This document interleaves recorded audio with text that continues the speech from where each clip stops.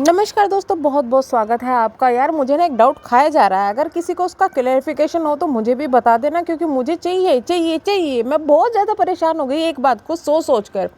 बार बार लखनीत पर ये एलिगेशन लगाए जा रहे हैं विवेक और खुशी के द्वारा कि भाई लखनीत जो है वो अपनी होने वाली भाभी प्लस अपनी मम्मी और बहन के लिए गंदे कमेंट्स करवाते, तो वो भी विवेक और खुशी के सामने उन्होंने गंदे कमेंट करवाए हैं, जिससे कि भाभी के खिलाफ इसलिए करवाए हैं जिससे कि होने वाली भाभी की इमेज डाउन हो जाए मम्मी और पापा के सामने और वो ये रिश्ता तोड़ दे। तो इसलिए करवाए हैं। ये बात कहना है किसका? विवेक चौधरी का।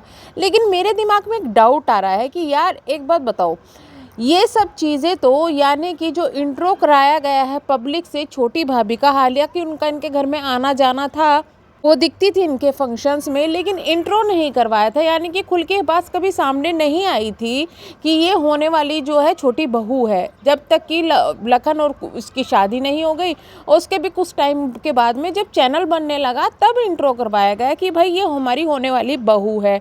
तो ये बात अगर चलो मान लो कि दोस्ती के नाते ये पता भी था भाई विवेक और खुशी को, लेकिन पब्लिक को तो नहीं पता था। तो पब्लिक के सामने फेक कमेंट करवा के भी फ़ायदा क्या था? क्या उनके माँ बाप को ये नहीं पता चल रहा था कि भाई जब पब्लिक को ये पता ही नहीं कि हमारी छोटी बहू है या कुछ भी है, तो पब्लिक कुछ भी करती रहे, कुछ भी लिखती रहे, तो उनको फ़र्क क्या पड़ रहा था? क्योंकि उनके हिसाब से तो वो एक अननोन थी, जैसे कि और मेंबर है घर के, तो उनको फ़र्क क्या पड़ रहा था? जब पब्लिक ने को इंट्रो ही नहीं करवाया गया था बहू से, तो फिर पब्लिक कैसे उन बहू के बारे में डिसीजन ले लेती, या पब्लिक कैसे बहू के बारे में कुछ गलत या सही बोल देती?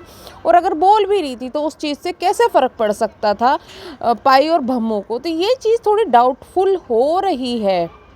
तो मुझे इस चीज़ का जवाब चाहिए। क्या आप लोगों को पहले से पता था यार, जो फेक कमेंट करने वाले थे या फिर जो कमेंट्स करने वाले थे और जो गंदा बोलने वाले थे, पहले से पता था? आपको कैसे पता था? प्लीज़ कमेंट बॉक्स में ज़रूर बताइएगा।